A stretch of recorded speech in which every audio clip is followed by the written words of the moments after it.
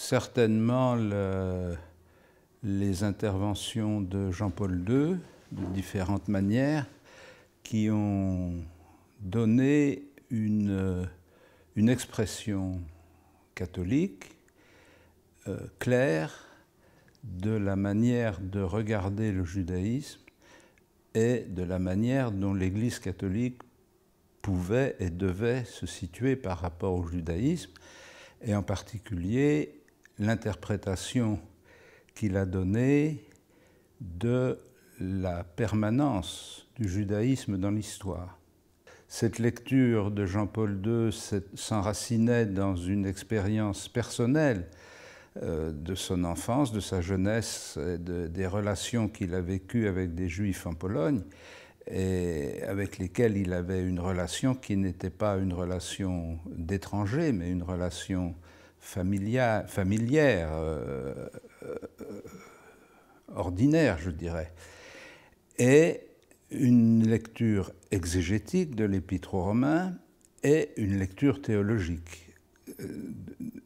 L'expression des frères aînés dans la foi est une lecture expressément théologique.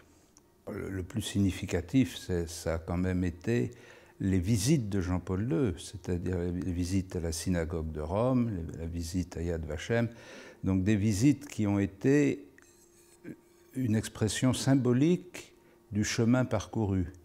Et je pense que cette manière d'approcher la réalité juive actuelle a été aussi un chemin d'évolution très profonde dans la théologie catholique, même si on n'a pas encore formulé toutes les conséquences.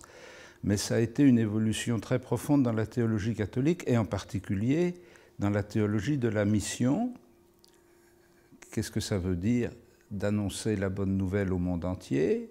Et c'est important aussi que Jean-Paul II ait été le pape d'une grande encyclique missionnaire, parce que ça montre comment il articulait les deux aspects, et une évolution théologique dans la conception de ce que nous comprenons, ce que nous essayons de comprendre quand nous disons que l'Église est peuple de Dieu et un nouveau peuple de Dieu. Est-ce qu'il se substitue au peuple élu?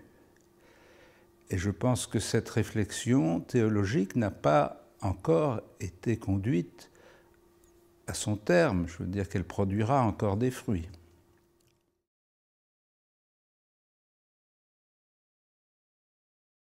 C'est pas très difficile de faire des accords théologiques.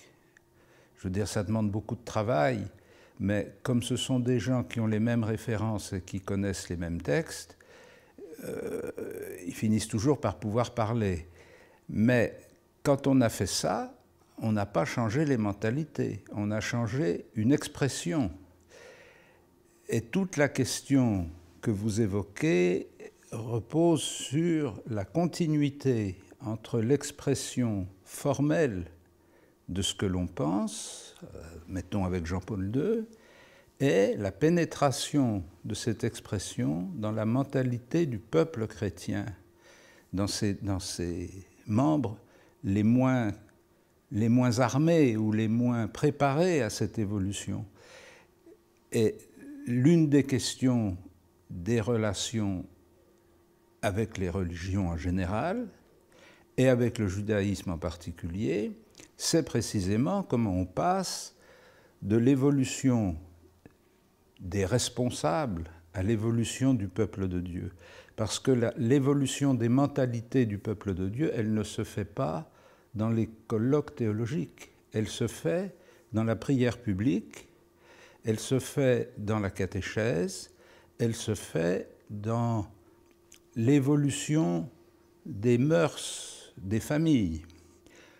Dans les prières publiques, l'élément très important qui a eu lieu avec Jean XXIII dans l'abolition de la formule des Juifs perfides, dans la prière du Vendredi Saint, a été un élément qui a eu un effet sur les mentalités beaucoup plus important que tous les colloques théologiques, même si on n'est pas capable d'identifier précisément comment cette mutation s'est faite. Mais le fait que des générations de chrétiens ont répété ou entendu répéter prions pour les Juifs perfides, et puis que d'un jour à l'autre, ils n'ont plus entendu répéter ça, ils n'ont donc plus été invités à s'associer à cette prière, mais ils ont été invités à s'associer à une autre prière.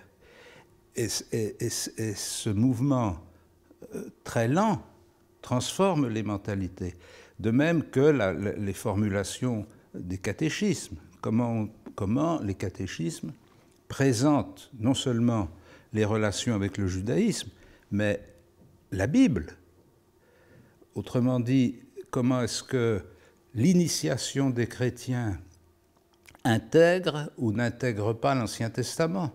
Et de ce point de vue-là, la réforme liturgique du Concile Vatican II, qui a introduit dans la liturgie dominicale une première lecture qui a, je ne saurais pas vous dire exactement le pourcentage, mais à 60 ou 70% est une lecture de l'Ancien Testament, oblige les communautés, dimanche après dimanche, à entendre que l'expression de la foi chrétienne passe par cette parole.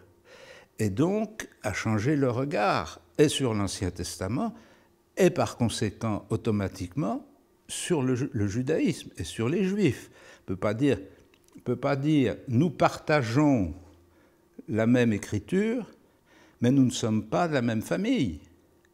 Donc il faut bien, à un moment ou à un autre, que ce changement de pratique qui s'est développé dimanche après dimanche transforme le regard des chrétiens. Ça ne se fait pas d'un seul coup, ça demande un long cheminement.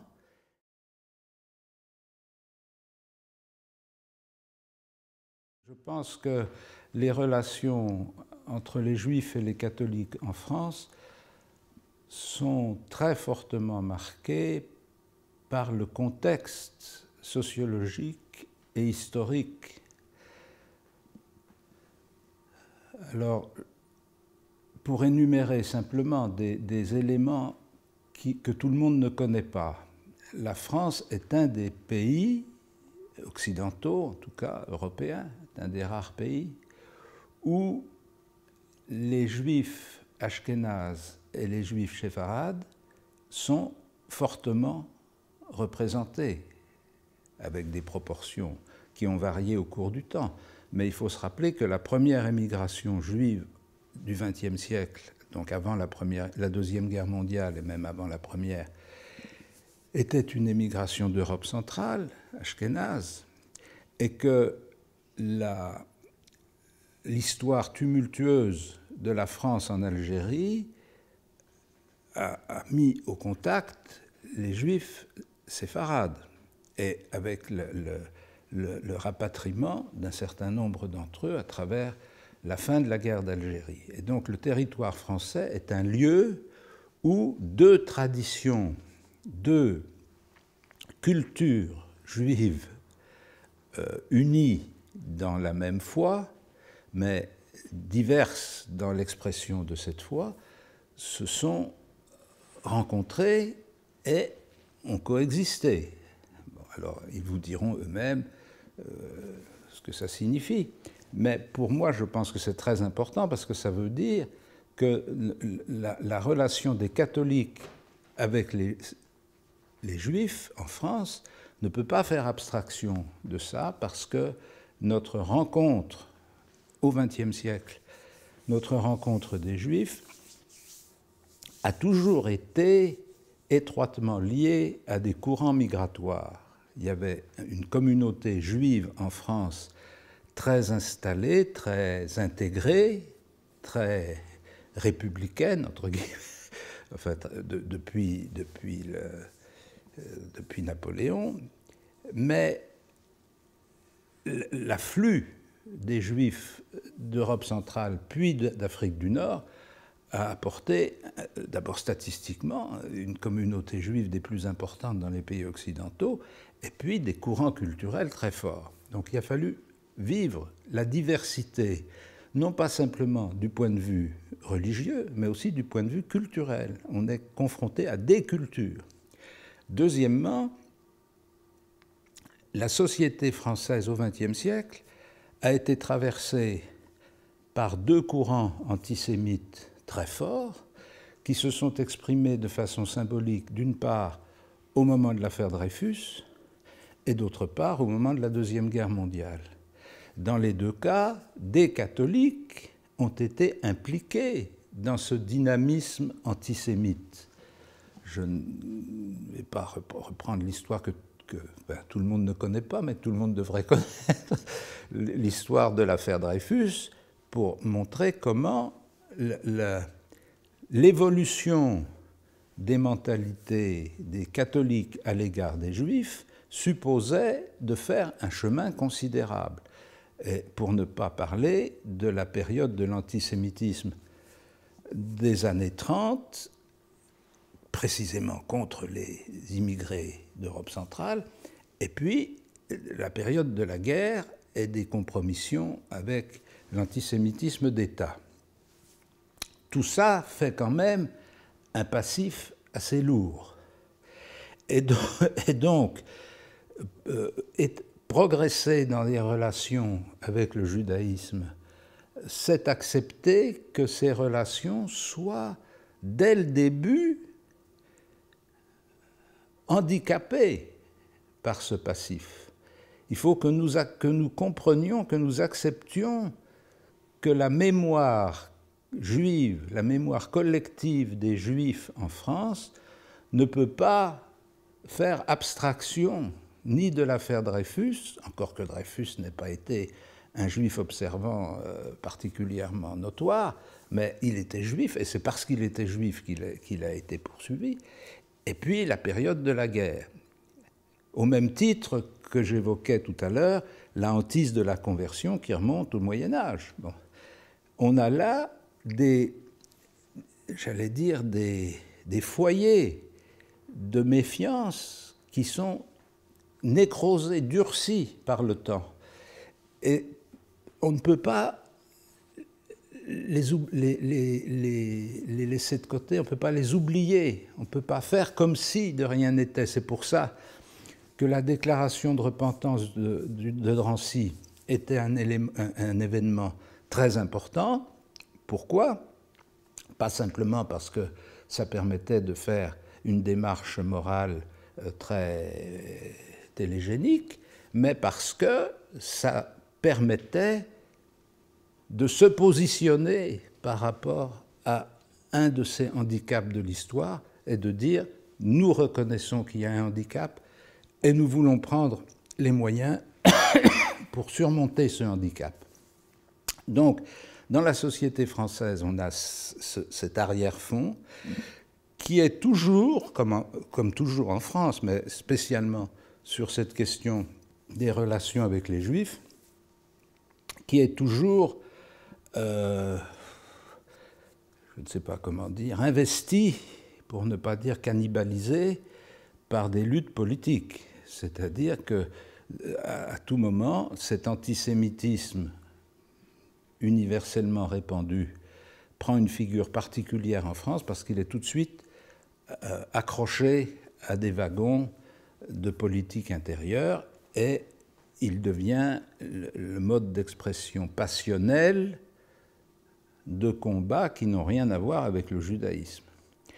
Donc c'est dans ce contexte-là que nous devons essayer de mieux comprendre les appréhensions ou les méfiances ou les précautions des Juifs dans le dialogue judéo-chrétien. Et c'est par rapport à cette situation-là que je pense l'Église catholique en France a franchi des étapes très importantes parce qu'elle a essayé d'entrer dans une vision plus modeste d'abord de l'histoire et dans une vision plus réaliste en tenant compte vraiment de ce qui s'était passé.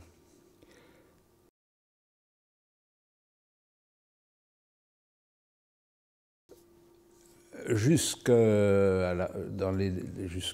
Concile Vatican II et après, pratiquement jusqu'à la fin du XXe siècle, on a vécu sur le dynamisme des pionniers des relations judéo-chrétiennes. C'est-à-dire qu'il y avait des personnalités, des gens convaincus, soit par les circonstances de la vie, soit par leur itinéraire personnel, et qui étaient capables de s'investir sans bénéfice évident. Je ne sais pas si je peux vous donner un exemple que j'ai connu il y a une trentaine d'années, d'un vieux père bénédictin à Paris, qui était juif et qui vivait dans le quartier du Marais, donc qui n'était pas très loin quand même du quartier juif ancien. Et sur la fin de sa vie, je lui dis, écoutez, père, moi ça m'intéresserait que vous me disiez ce que vous pouvez me dire de votre expérience.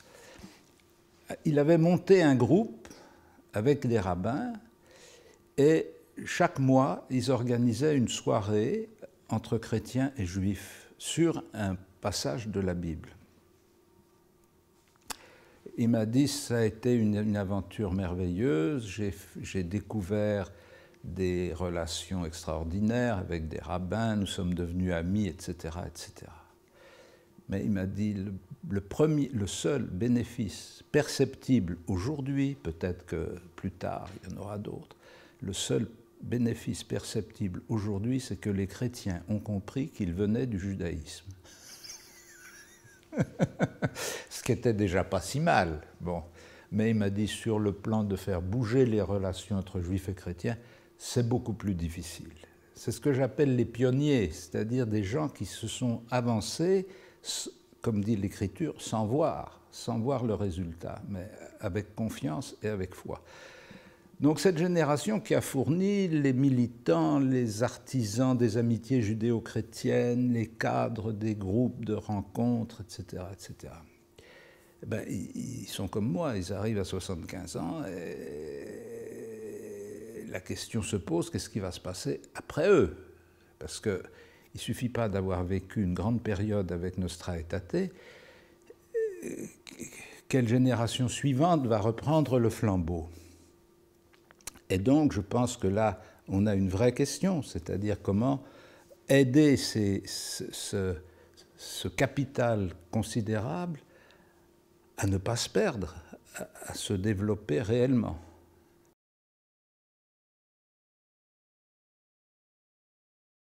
Les progrès que l'on a faits, le cheminement qui a été vécu, les enseignements qu'on en a tirés, font ressortir que nous ne sommes pas pareils, même par rapport à l'écriture.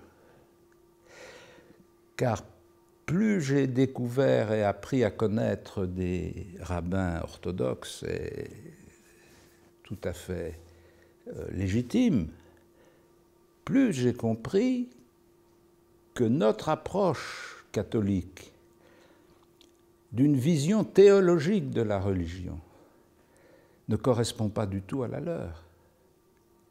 Voilà. L'approche juive, telle que je l'ai compris, c'est une approche d'interprétation de l'Écriture par l'interprétation de l'Écriture. Il suffit de voir matériellement comment se présentent les ouvrages de travail. Il y a le texte de l'Écriture et puis il y a les commentaires qui sont répartis tout autour. Et s'il se développe une certaine approche globale, c'est une approche de jurisprudence, ce n'est pas une approche de métaphysique. Or, la théologie catholique est construite comme une métaphysique. Et donc, d'une certaine façon, on pourrait dire que nous avons spontanément une approche plus philosophique du langage religieux que herméneutique. Ça a changé depuis une trentaine d'années, une quarantaine d'années. Le courant herméneutique a pris une plus grande place en raison de la place donnée par le Concile à l'écriture dans dans l'élaboration de la théologie. Mais ça veut dire qu'on a quand même deux modes d'approche assez différents. Si bien que quand on se retrouve autour d'une table pour débattre, comme le Conseil pontifical a pu vous le raconter, sur des questions théologiques, on parle deux langues différentes. Voilà. On peut les parler amicalement, on peut les parler avec bienveillance, avec le souci de comprendre l'autre, mais ce serait un peu illusoire de s'imaginer qu'on va arriver à une formulation qui satisfasse tout le monde. Pour prendre un exemple un peu différent, quand l'Église catholique poursuit des groupes de travail théologique avec les luthériens, elle aboutit à une formulation commune. Alors chacun l'interprète comme il veut, mais la formulation est commune, elle est reconnue par tous et tout le monde sait de quoi on parle. Quand on parle de la justification, on parle de la justification. Quand on est dans une relation avec des... Alors, on ne peut même pas dire avec qui, avec des théologiens, avec des exégètes. Ce sont des catégories catholiques qui n'ont pas le même sens dans le judaïsme. Et donc, si nous voulons progresser, il nous faut intégrer cette différence d'approche et cette différence méthodologique dans la manière d'aborder les questions. Sans ça, on ne pourra pas progresser. On ne fera que faire des réunions sympathiques, voilà. Bon. Je pense à une des rencontres que nous avons eues à la Yeshiva University à New York il y a quelques années, où revenait constamment la question de la conversion. C'est toujours la question obsédante. Bon.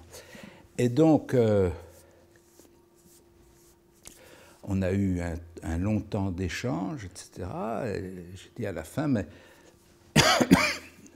nous avons eu l'occasion d'essayer de vous dire pourquoi vous n'étiez pas, pour nous, une religion comme les autres, mais que nous avions avec vous une relation privilégiée qui vient de notre source commune, etc. Dis-moi, ce qui m'intéresserait maintenant, c'est de savoir si pour vous, nous sommes des goïms comme les autres.